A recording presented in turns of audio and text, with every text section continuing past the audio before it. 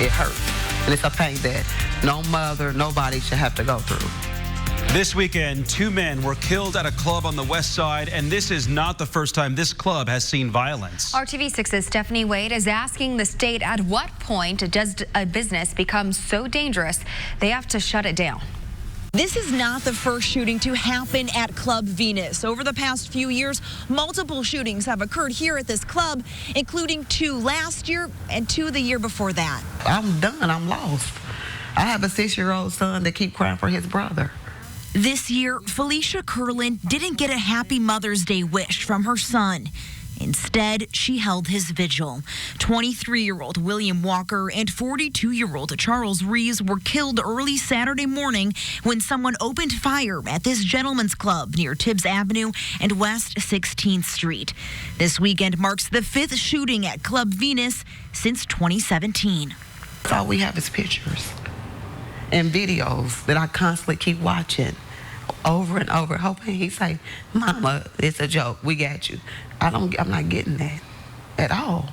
A Ben Davis graduate, William also attended Indiana State University. Sources tell us IMPD's nuisance abatement unit is looking into what they can do on a local level, but it's actually the state's Alcohol and Tobacco Commission that has the authority to revoke a business's alcohol permit as a public nuisance.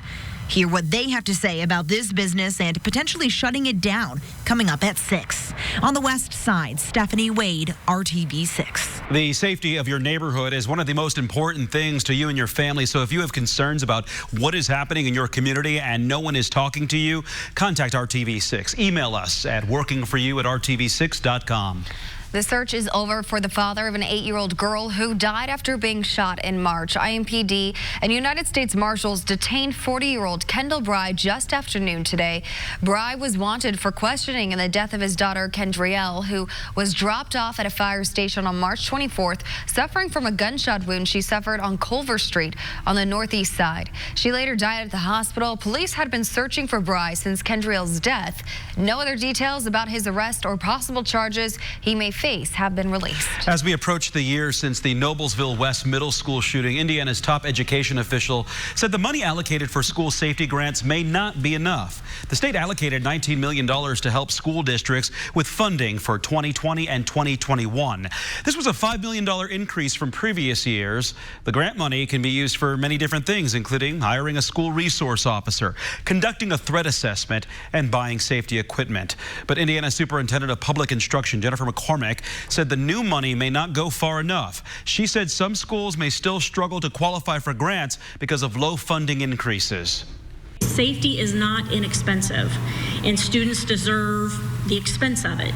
So it comes to hardening of buildings, to actually physical human capital, to great vetted curriculum, to resources and the hardware piece of it that's so necessary. I mean, it doesn't matter if you're running a hospital, it doesn't matter if you're running a state house or a schoolhouse. Safety is expensive. State officials awarded more than $14 million to 388 Indiana schools last year as part of the Secured School Safety Grants. Well, it's a cloudy and very cool May day across central Indiana.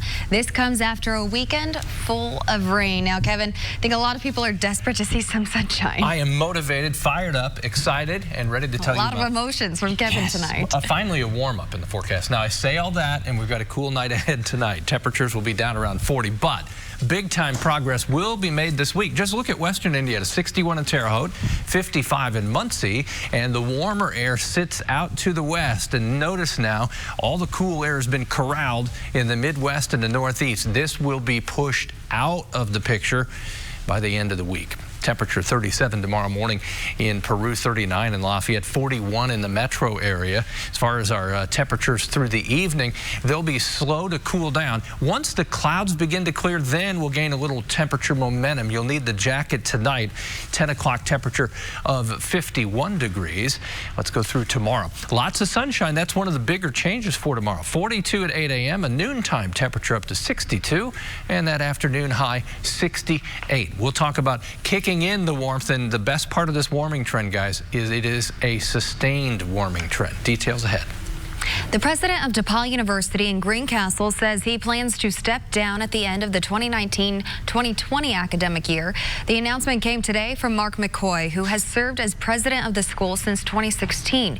He says in a statement, administrators have focused on, quote, building a strong foundation for the continued investment in our student experience, people, and campus. McCoy says he believes new leadership can build on this stronger foundation. Faculty members in November approved a resolution of no confidence in McCoy over finances and his response to racist messages found last year on campus. In February, the school announced job cuts as part of a restructuring.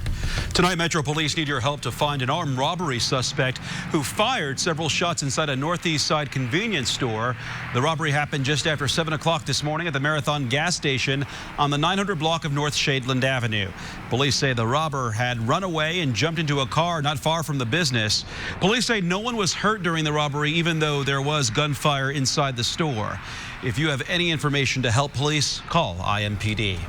Well, starting tomorrow, longtime U.S. Senator Richard Lugar will lie in state for 24 hours in the rotunda of the Indiana State House before his Wednesday funeral. Yeah, Governor Holcomb will hold a ceremony at the rotunda at noon tomorrow.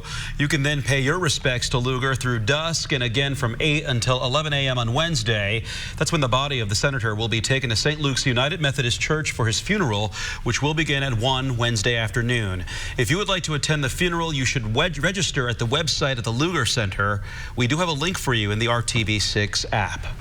Still ahead on the Now Indy at 5:30, Amazon wants to get packages to you faster. So why is the company asking some of its employees to quit? We'll show you the unique solution Amazon has found and how it could help you.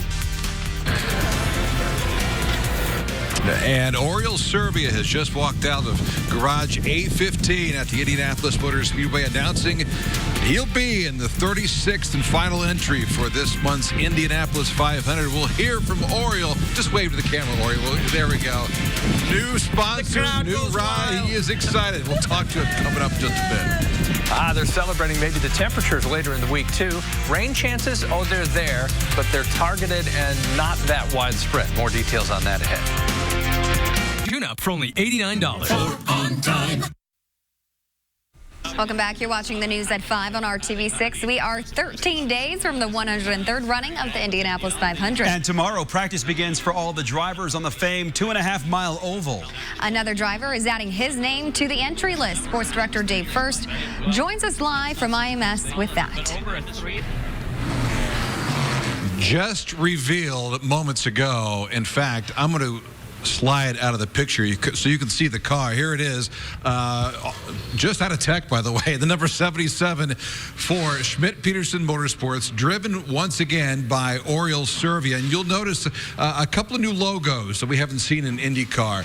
Moto Gator, Team Stang as well. John Stang Jr. is here. He's a part of this. This is big time stuff here, Oriol. You know? Yeah, we're here to win. So, you know, we're coming big time. We've been working on the program for a while. I obviously did the 500 with Sam's team 3 years ago. We had a great experience, and we want to finish what we started. We have a great shot. We brought Motogator as a sponsor with Lucas and Team Stang. I've known John for a long time. We did something together 15 years ago, and he decided to, you know, grab the troops together and come drink the milk in May. Bring it back. This is big for you guys. This is big for us. We've done a lot of the NASCAR development stuff, the K&N series, the ARCA series throughout the years. And we've been trying for the last couple of years to move the team up to the IndyCar ranks. Right. We looked at some Indy Lights things, and we realized it's easier to put an IndyCar program together than doing the Indy Lights stuff. And we figured this is the best time to do it. You know, Oriol approached me last fall and said, let's do this. Let's get everybody back together and let's do this. So we put it together. I think we put it together in, January? Yeah. January, February, and then it just took a few months to kind of iron everything out and make it happen. But we're happy to be here. We're very grateful for Sam and his team and all the help John's given us. And it's a great team to do an affiliation with to help us enter the sport and help us grow. So it'll be it's just a wonderful relationship, great people, and you got a great driver. And a great driver. And a great driver. This will be your. I've worked with many drivers, throughout the, throughout the years, but it's good to finally work with, with a friend and somebody that you really want to, has a passion to do this and a passion to win, and we're excited about it. Good driver. Honda's on board as well. You led last year's Indy 500, so a little taste of that. This will be your 11th Indy 500 too. So. Yeah. It seems like every year we keep getting closer and closer. Last year, as you said, we were leading with 4 to go, and we're just here to finish those 4 laps. So we want to win it like everyone else in the paddock. This year is going to be more competitive than ever. As we know, there's like 36 or 36 entries. Yeah. So, first you got to make the show. But I think we have, honestly, probably the best technical group I ever been with behind us to help us get to Victory Circle. And of course, Sam Schmidt's back there as well. And you guys are big back.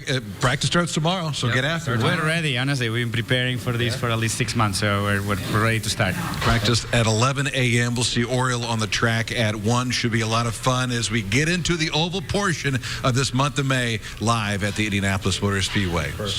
Right? Exactly. That's right. And we wanted to wait a little bit. We wanted to, like they say, save the best for last. Saving the best for last. And we're superstitious, so we like the number 13. The number 13 is important. Are you a salesman, by the way, John? Sometimes. When can you tell? Have a great month of May. Okay? Yeah, thank you so much. Appreciate it. Congratulations. Sam, congratulations. Back to you guys in the studio. All right, the number 13, day first, live from IMS, and we're looking forward to your Trackside 6 coverage all month long, got to say. Hey, crews at Indianapolis Motor Speedway are putting the finishing touches on converting the track from a road course back to the oval. This is about 1,000 man-hours worth of work, removing fencing, track panels, resetting more than 2 million pounds of concrete walls and barriers, and changing all the signs from the Grand Prix to the 500.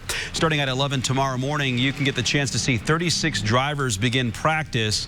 It leads up to the qualifying on Saturday and Sunday. Tickets all this week are $15 and will go up to $20 for the weekend.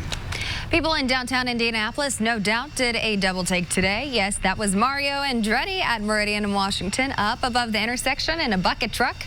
The 1969 Indianapolis 500 winner was helping install a Mario Andretti Drive street sign, which commemorates his win 50 years ago. Andretti raced in 29 Indianapolis 500s from 1965 to 1994, but 1969 was his only victory at the Speedway. At 79 years old, he remains an icon and a fan favorite in the world of auto racing, and now has his own street. Yeah, it looks good. A Hollywood legend, once called America's sweetheart, has passed away.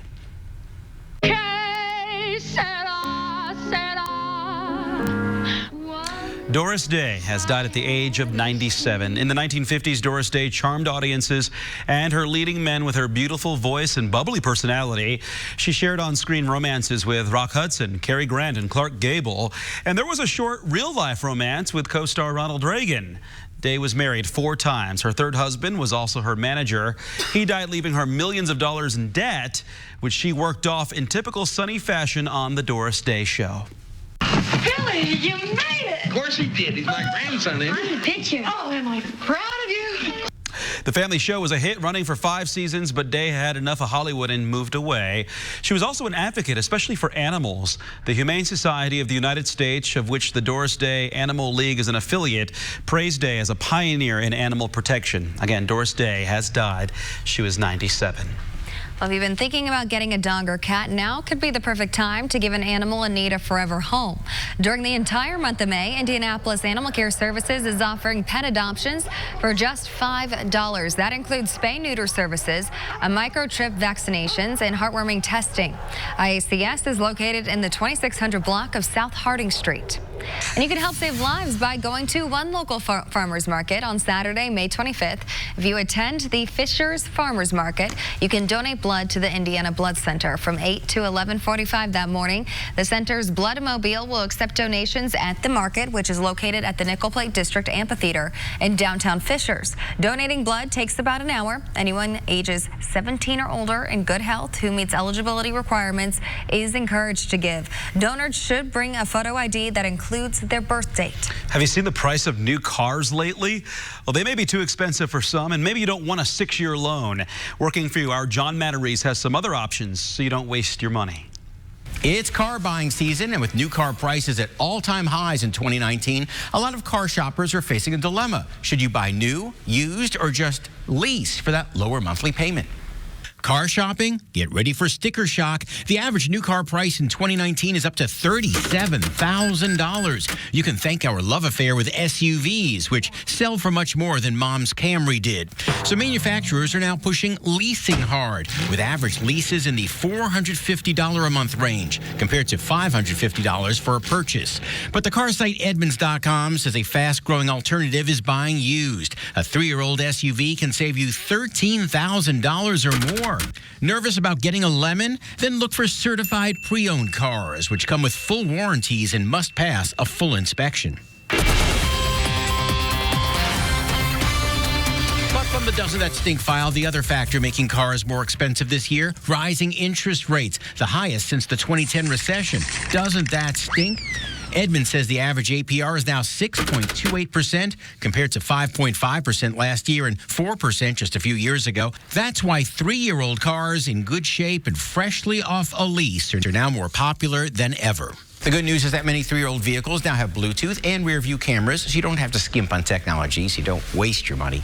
I'm John Matteries for RTV6. Well, is the era of shopping at the mall over? Not quite. An unexpected generation is reviving them. We're talking about Generation Z. Erin Broad and her best friend Lauren Romano are both 17. That makes them a part of Generation Z, or the group of people born between 1995 and 2010. And they're the generation now being credited with maybe saving the malls. The International Council of Shopping Centers has data to back that up. Between February and April of last year, 95% of Gen Zers went to a mall at least once, while only 75% of millennials and 58% of Gen Xers went during that same time period. And though experts say Gen Zers online shop too, there are a few reasons why they still like doing things the old-fashioned way.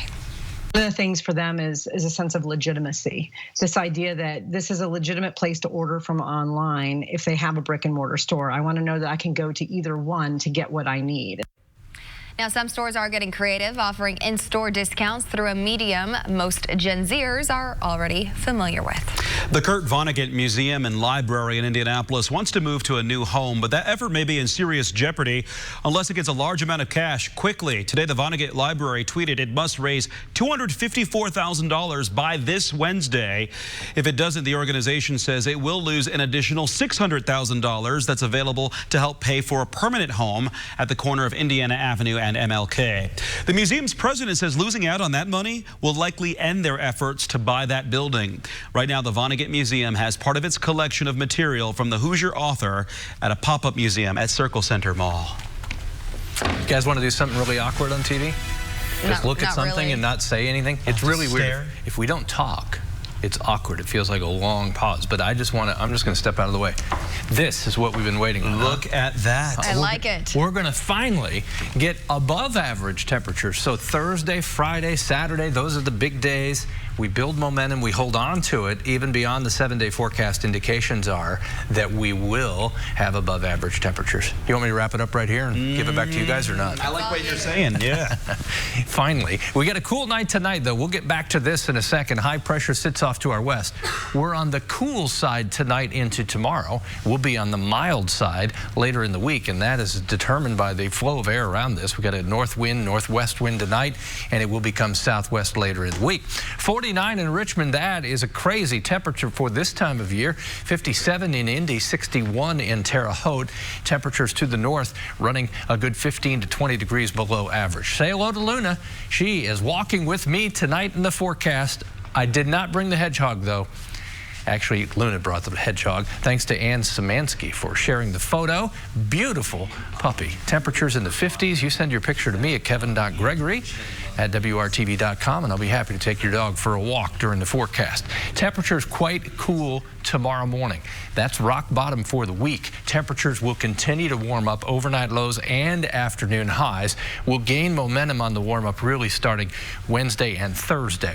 Temperatures tomorrow, opening day at the track, as Dave just told us. Sunshine. Temperature by the time we get to noon right at 60. We stay in the 60s tomorrow. Nothing more than a few fair weather afternoon clouds. Not expecting any rain. That's a base temperature from which we'll warm up. I jump to 11 o'clock tomorrow night. We're dry. Notice the clouds increase overnight. There's a chance for a couple of showers early in the day on Wednesday, especially in the western half of the state. Temperatures won't be as cool in the morning. We'll warm to 68 for the afternoon high. Wednesday temperatures 70 in Columbus to 65 in Kokomo. Here's your 7-day forecast. We put it all together for you, and it feels pretty good by the time we get to the weekend. Close to 80 on Friday.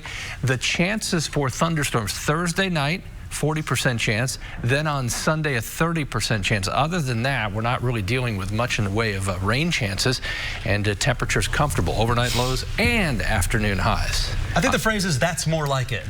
Yes. That's more like it. Thanks, Absolutely. Kevin. Well, only on RTV6, the search for love begins anew, but not without a lot of drama. Tonight is the first episode of The Bachelorette featuring Hannah Brown. And you may remember Hannah B. from The Bachelor last season. Colton sent her home, but she's put that behind her and ready to meet the man of her dreams. The only problem, Hannah has to pull a few weeds before she finds her flower. Let's look at this preview of some of the drama that will play out tonight. How are you, Scott? I'm good. How are you? Good. How's your evening been so far? It's going good. How about yours? It's better now. I was so nervous walking out of that limo and just seeing you kind of took my breath away a little bit. Oh, you're so sweet. Oh my God. That's him. That's the guy with the girlfriend. We have to warn her. I need to talk to you. You got a sec? Oh, the drama begins. Hannah Brown is the youngest bachelorette in the show's history. She's 24 years old. She's also a former Miss Alabama. Watch Hannah begin her own quest for love. The Bachelorette premieres at 8 p.m. only on RTV6. We'll be right back. Your replacement window hero.